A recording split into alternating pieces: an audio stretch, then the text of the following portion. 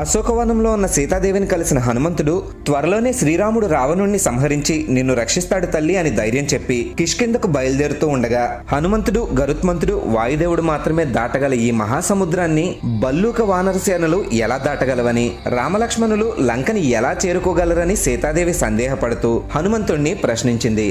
వానరులందరికీ రాజైన సుగ్రీవుడు బలపరాక్రమాల్లో బల్లూక వానర సైన్యంలో అందరికంటే గొప్పవాడని, అలాగే ఒక్క దూకులో మహాసముద్రాలన్నింటినీ దాటగలిగిన వాళ్ళు, తనకంటే బలవంతులు గొప్పవాళ్ళు బల్లూక వానర సైన్యంలో ఎందరో ఉన్నారని, సాధారణంగా తమ అంతఃపుర స్త్రీల దగ్గరికి ఎవరినైనా పంపించేటప్పుడు బుద్ధిలోనూ తెలివిలోనూ బలంలోనూ అందరికంటే ఎవరైతే తక్కువగా ఉంటారో వారిని మాత్రమే పంపిస్తారని, బల్లూక వానర సైన్యంలో ఉన్న అందరిలోకి అన్ని విషయాల్లోనూ తాను మాత్రమే తక్కువ కాబట్టి శ్రీరాముడు తనని పంపించాడని హనుమంతుడు సీతాదేవికి బదులిచ్చాడు. రామలక్ష్మణులు ఎలాగైనా రావణుడిని సంహరిస్తారని సీతాదేవి